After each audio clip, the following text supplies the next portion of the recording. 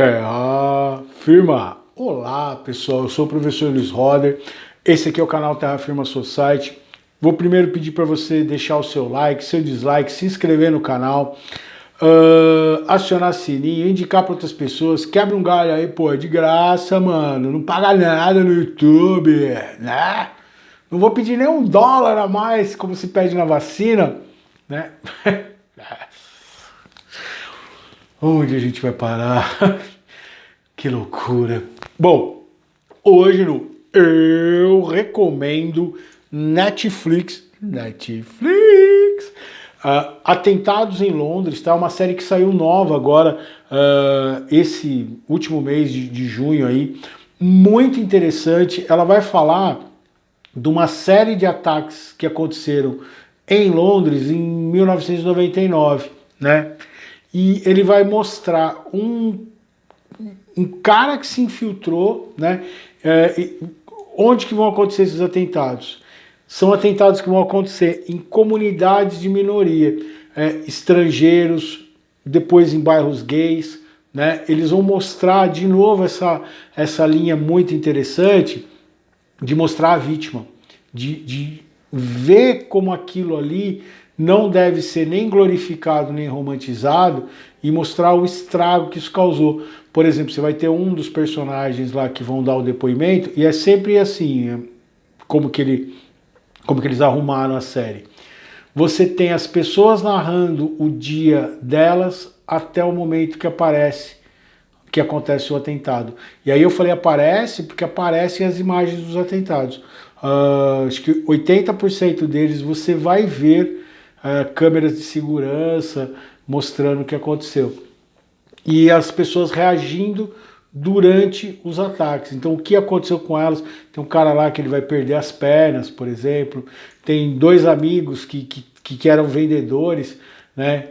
Então você vai ver os caras no meio do aftermath, né, que eu já tinha falado. O que é o aftermath? É o que acontece depois, né?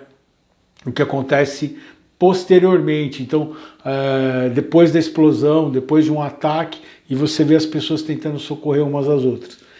E onde que vai surgir isso, né? Lembra que 1999 é pré esse medo generalizado islâmico fora do Oriente Médio.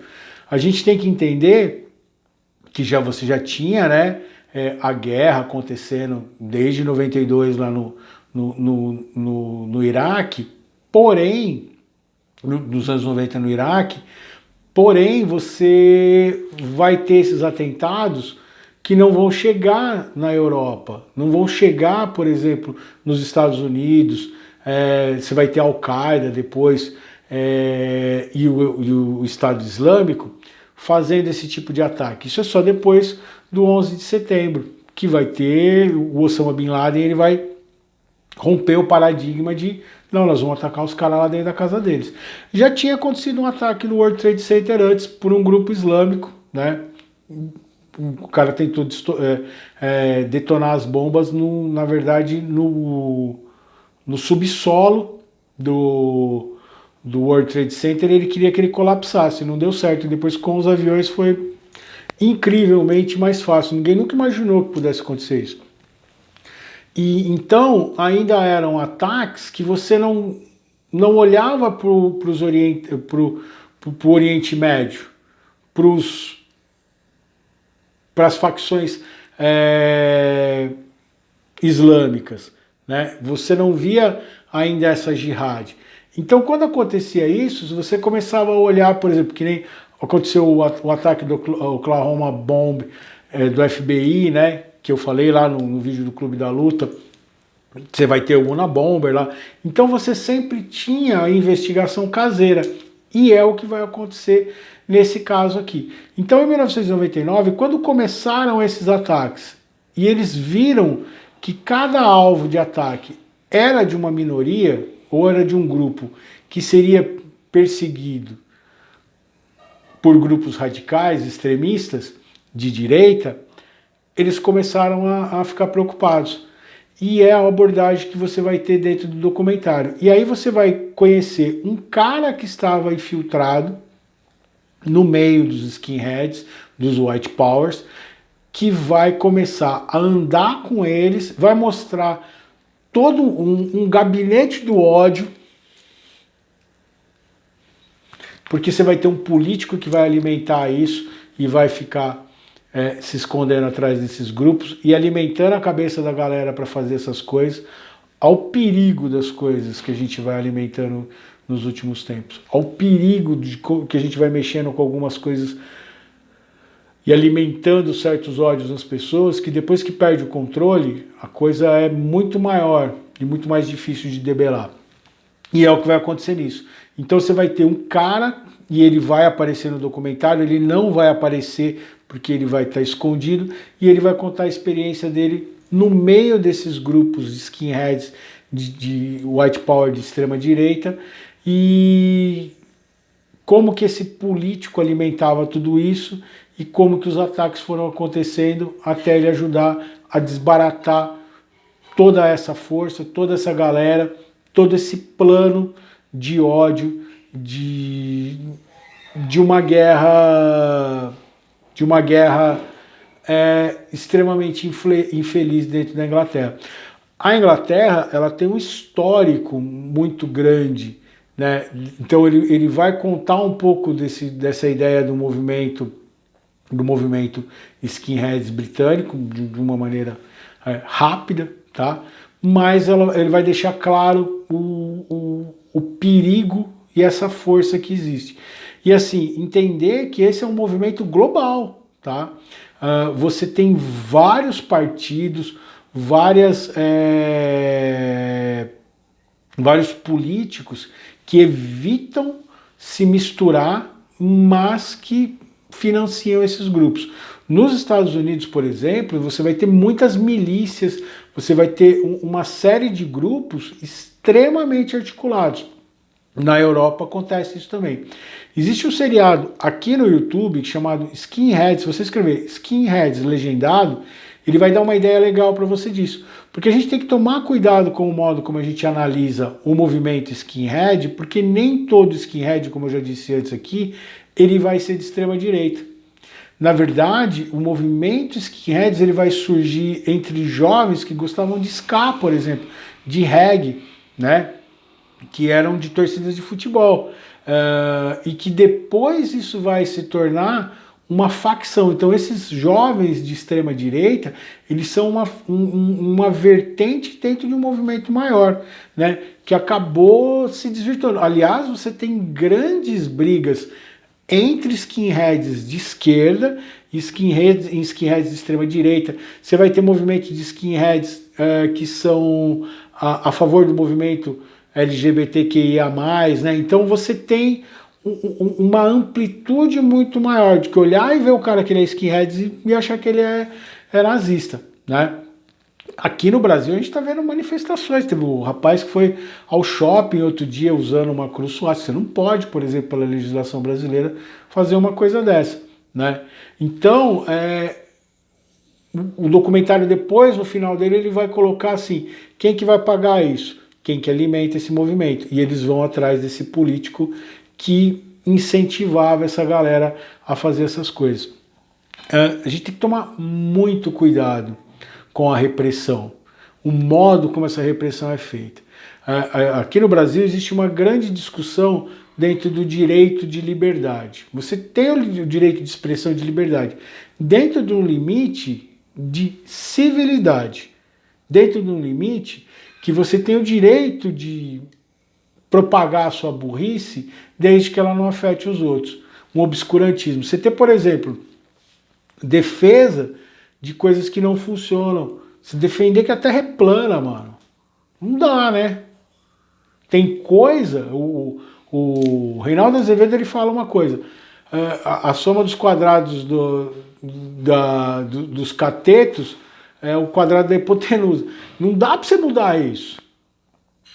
Não tem como, você entendeu? Então você tem que ter um limite. Você tem o direito à sua opinião, beleza, mas essa opinião ela está inserida dentro de um contexto muito maior.